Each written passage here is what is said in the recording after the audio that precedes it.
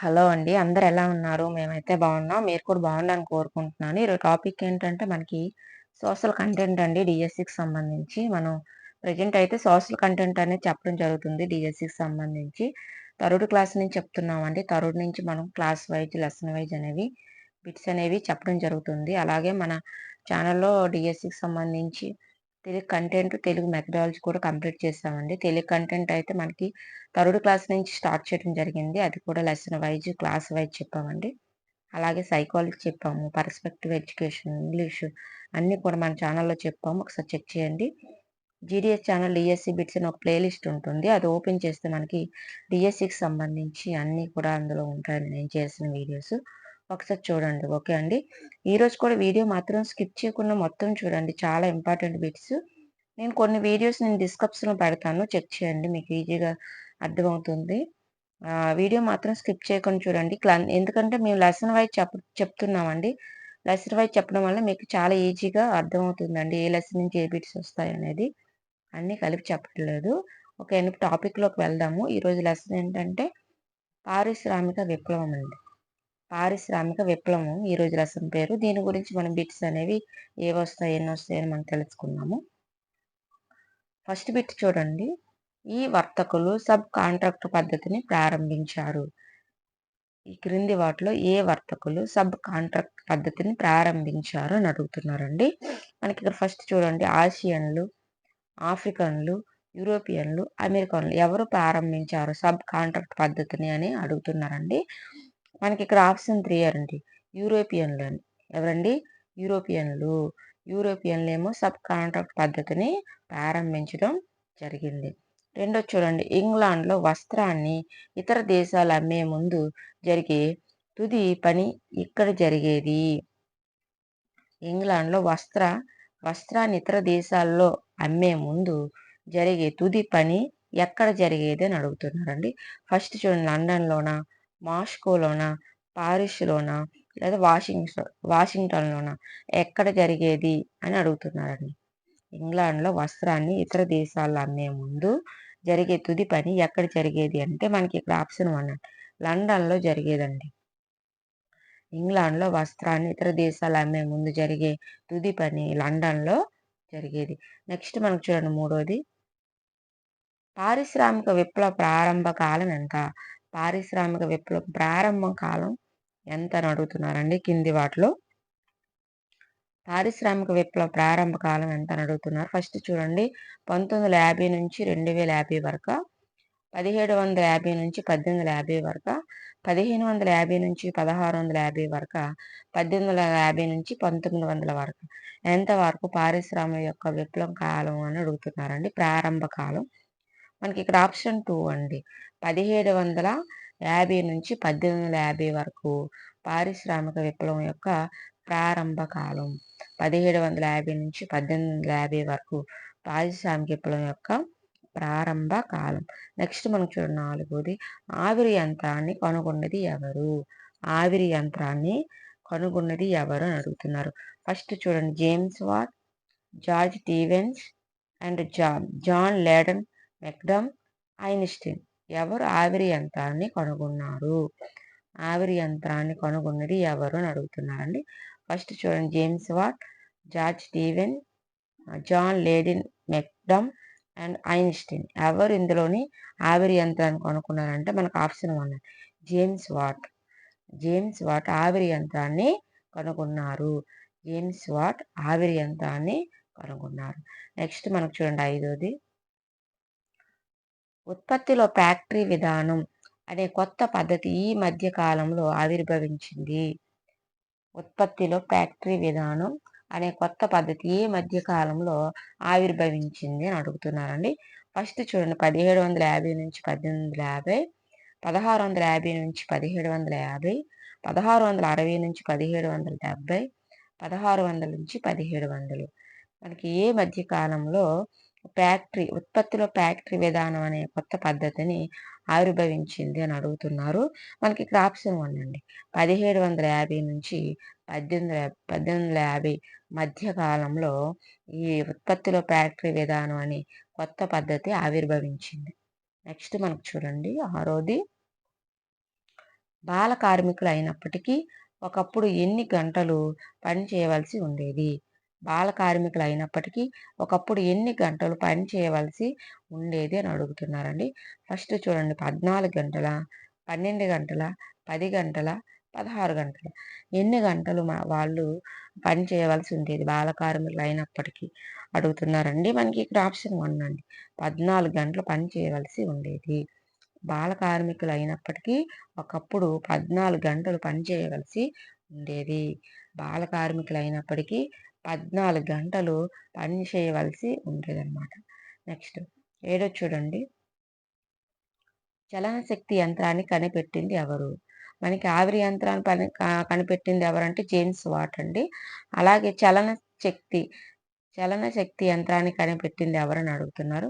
First చూడండి James Watt, George Stephenson, John Loudon, Faraday. ఎవరు కనిపెట్టారు? చలన యంత్రాన్ని కనిపెట్టింది ఎవరు అంటే మనకి ఇక్కడ ఆప్షన్ 1 అండి. George Stevenson. జార్జ్ స్టీవెన్సన్ చలన యంత్రాన్ని కనిపెట్టిన వారు జార్జ్ స్టీవెన్సన్ అండి. చూడండి చలన యంత్రాన్ని అయితే జార్జ్ స్టీవెన్స్, ఆవిరి యంత్రాన్ని అంటే జేమ్స్ వాట్ అండి. నెక్స్ట్ 8 చూడండి. కంకర రాళ్లతో రోడ్డును నిర్మించే పద్ధతిని ఎవరు కనుక్కున్నారు? కంకర రాళ్లతో రోడ్డును నిర్మించే పద్ధతిని ఎవరు కనుక్కున్నారు అని అడుగుతున్నారండి. ఫస్ట్ చూడండి మనకి ఇక్కడ John Loudon McAdam, James Watt, George Stephenson, JJ Thomson ఎవరు కంకర రాళ్లతో రోడ్డును నిర్మించే పద్ధతిని కనుగొన్నారు అంటే మనకి ఇక్కడ ఆప్షన్ 1 అండి. John Loudon మెక్డమ్. జాన్ లౌడన్ మెక్డమ్ అండి. కంకర రాళ్లతో రోడ్లు నిర్మించే పద్ధతిని జాన్ లౌడన్ మెక్డమ్ అతను కనుగొనడం జరిగింది. నెక్స్ట్ మనకు చూడండి 9ది. రైట్ సోదరులు 20వ శతాబ్దపు తొలినాళ్లలో కనుగొన్నది ఏంటి? రైట్ సోదరులు 20వ శతాబ్దపు తొలినాళ్లలో కనుగొన్నది ఏమిటి అని అడుగుతున్నారండి. ఆవిరి యంత్రాన్న, కంప్యూటర్న, విమానమున, రైల్ ఇంజన్ దేన్ని కనుగొన్నారు రైట్ సోదరులు 20వ శతాబ్దపు తొలినాళ్లలో కనుగొన్నది ఏంటి అంటే మనకి ఇక్కడ ఆప్షన్ 3 అండి. విమానాన్ని. రైట్ సోదరులు 20వ శతాబ్దపు తొలినాళ్లలో కనుగొన్నది ఏంటంటే విమానాన్ని. రైట్ సోదరులు 20వ శతాబ్దపు తొలినాళ్లలో కనుగొన్నది విమానాన్ని అండి. 10ది మనం చూడండి. జేమ్స్ వాట్ ఏ దేశానికి చెందిన హస్తకళాకారుడు మరియు యంత్రాలను తయారు చేసేవాడు? జేమ్స్ వాట్ ఏ దేశానికి చెందిన హస్తకళాకారుడు మరియు యంత్రాలను తయారు చేసేవాడు అని అడుగుతున్నారండి. మనకి ఇక్కడ ఆప్షన్ ఇంగ్లాండ్ దేశమా, ఫ్రాన్స్ దేశమా, జర్మనీ దేశమా, రష్యా దేశమా? ఏ దేశము? జేమ్స్ వాట్ ఏ దేశానికి చెందిన హస్తకళాకారుడు మరియు యంత్రాలను తయారు చేసేవాడు అని అడుగుతున్నారండి. మనకి ఇక్కడ ఆప్షన్ 1 అండి. ఇంగ్లాండ్ అండి. ఇంగ్లాండ్. జేమ్స్ వాట్ ఇంగ్లాండ్ దేశానికి చెందిన హస్తకళాకారుడు మరియు యంత్రాలను తయారు చేసేవాడు. నెక్స్ట్ మనకి 11ది. ఏ సంవత్సరంలో వస్తువుల తయారీలో, రవాణాలో, ప్రజా రవాణాలో యంత్రాల వాడక, ఆవిరి శక్తి వినియోగం పెరిగాయి?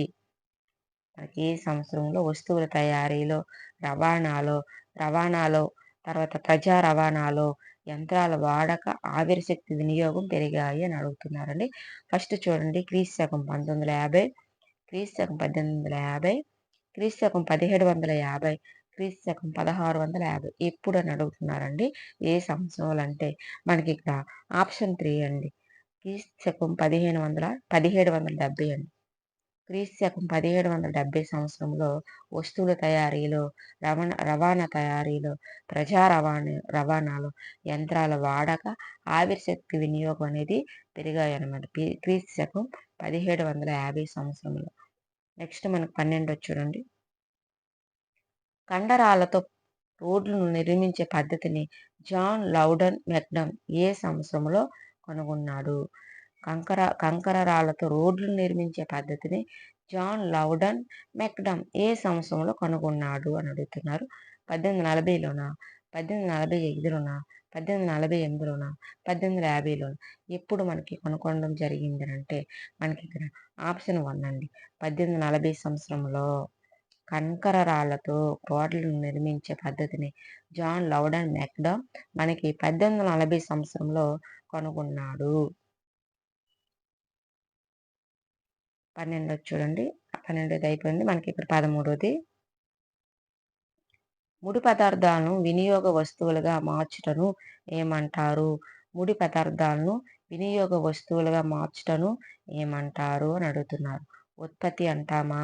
వినియోగం అంటామా? విప్లవం అంటామా? సప్లై అంటామా? ఏమంటాము? ముడి పదార్థాలను వినియోగ వస్తువులుగా మార్చుటను ఏమంటాము అని అడుగుతున్నారండి.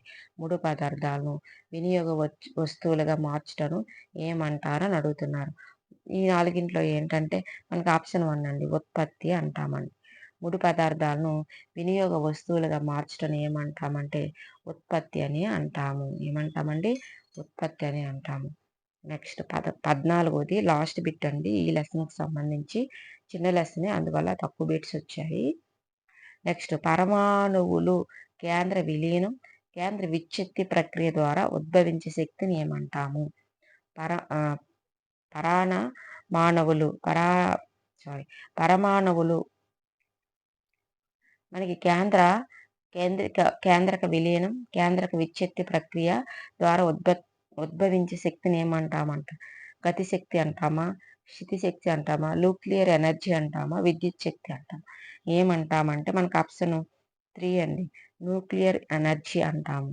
పరమాణువులు కేంద్ర విలీనం, కేంద్రక విచ్ఛిత్తి ప్రక్రియ ద్వారా ఉద్భవించే శక్తిని ఏమంటామంటే న్యూక్లియర్ ఎనర్జీ అని అంటాము. ఏమంటామండి? న్యూక్లియర్ ఎనర్జీ అని అంటాము. నెక్స్ట్ మనకి వేరే లెసన్ అండి. ఇందులోనే ఈ వీడియోలోనే వేరే లెసన్ కూడా మనం చెప్పుకుందాం. అవి కూడా మనకి తక్కువ బిట్సే. లెసన్ పేరు ఏంటంటే ఫ్యాక్టరీలో ఉత్పత్తి కాగితపు పరిశ్రమ. ఫ్యాక్టరీలో ఉత్పత్తి అంటే కాగిత పరిశ్రమ. ఈ లెసన్ గురించి బిట్స్ అనేవి మనం చెప్పుకుందాం. ఇందులో 12 బిట్స్ మాత్రమే ఉన్నాయి. ఒకసారి చెక్ చేసుకుందామండి. వీడియో మాత్రం స్కిప్ చేయకుండా చూడండి. లైక్ చేసి సపోర్ట్ చేయండి ఫ్రెండ్స్. డైలీ మన ఛానల్లో డిఎస్సికి సంబంధించి వీడియోస్ పెడుతుంటాము. ఖచ్చితంగా సబ్స్క్రైబ్ చేసుకోండి, లైక్ చేయండి ఫ్రెండ్స్. స్కిప్ చేయకుండా చూడండి వీడియోస్ అన్ని.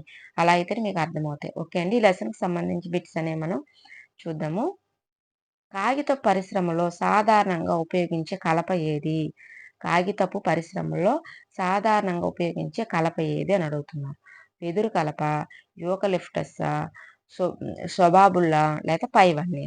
అసలు ఏ కలపను మన కాగిత పరిశ్రమలో సాధారణంగా ఉపయోగిస్తారంటే మనకు ఆప్షన్ 4 అండి. పైవన్య. వెదురు ఉపయోగిస్తారు, యూకలిప్టస్ ఉపయోగిస్తారు, సొబాబుల్, ఇవి 3 కూడా మనకి ఈ 3 కలపలను కూడా కాగిత పరిశ్రమల్లో మనకి సాధారణంగా ఉపయోగించడం జరుగుతుంది. నెక్స్ట్ మనకు చూడండి, ప్రస్తుతం కాగిత పరిశ్రమలో అధికంగా ఉపయోగిస్తున్న కలప ఏది? ఎక్కువగా ప్రజెంట్ ఏ కలపను ఉపయోగిస్తున్నారు? వెదురున, యూకలిప్టస్న, సబాబుల్న లేదా పైవన్న? ఏ కలపను ఎక్కువగా ఉపయోగిస్తున్నారంటే మనకి ఇక్కడ ఆప్షన్ 3 అండి. సొబాబుల్ అండి. సొబాబుల్ అనే కలపను ఎక్కువగా మనకి కాగిత పరిశ్రమల్లో ఉపయోగించడం జరుగుతుంది. సాధారణంగా మామూలుగా ఉపయోగించడం ఏంటంటే వెదురు, యూకలిప్టస్, సొబాబుల్. కానీ ఎక్కువగా ఉపయోగించేది ఏంటంటే మనకి ఏ కలప అంటే సొబాబుల్ అండి. నెక్స్ట్ మనకు చూడండి, మూడోది కాగిత పరిశ్రమలకు సంవత్సరానికి దాదాపు 25 మెగావాట్ల విద్యుత్ అవసరం. కాగిత ఫ్యాక్టరీలకు అవసరమయ్యే విద్యుత్తును సగం కంటే ఎక్కువ ఫ్యాక్టరీలు సొంతంగా ఉత్పత్తి చేసుకుంటాయి. కాగిత పరిశ్రమకు విద్యుత్తో పాటు ఎక్కువ మొత్తంలో శుభ్రమైన నీరు సంవత్సరం అంతా అవసరం ఉంటుంది లేదా పైవన్నీనా? అసలు ఏంటి అని అడుగుతున్నారండి. ఈ నాలుగింట్లో ఈ మూడిట్లో ఏది కరెక్ట్ అంటే మనకి ఇక్కడ ఆప్షన్ 4 అండి. పైవన్నీ. అంటే కాగితపు పరిశ్రమలకు సంవత్సరానికి దాదాపు 25 మెగావాట్ల విద్యుత్ అవసరం అవుతుంది. అలా కాగిత ఫ్యాక్టరీలకు అవసరమయ్యే విద్యుత్తును సగం కంటే ఎక్కువ ఫ్యాక్టరీలు సొంతంగా ఉత్పత్తి చేసుకుంటున్నాయి. అలా కాగిత పరిశ్రమలకు విద్యుత్తో పాటు ఎక్కువ మొత్తంలో శుభ్రమైన నీరు సంవత్సరం అంతా అవసరం ఉంటుంది. ఇది ఇవి సరైన వాక్యాలు కాగిత పరిశ్రమకు సంబంధించి. నెక్స్ట్ మనకి 4ది చూడండి.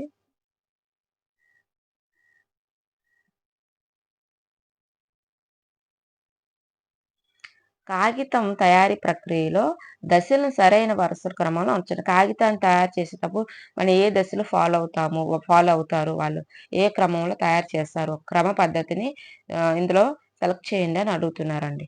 ఫస్ట్ చూడండి, ఫస్ట్ అట మనకి ముక్కలు చేయడం, కలప గుజ్జు తయారీ, వత్తడం, గుజ్జును పరచడం, కట్టింగ్ పేపర్ అంటే పేపర్ కట్ చేయడం అని ఉంది. రెండోది ఏంటంటే కలప గుజ్జు తయారీ, ఒత్తిడి, ముక్కలు చేయడం, గుజ్జు పరచడం, పేపర్ కటింగ్ చేయడం.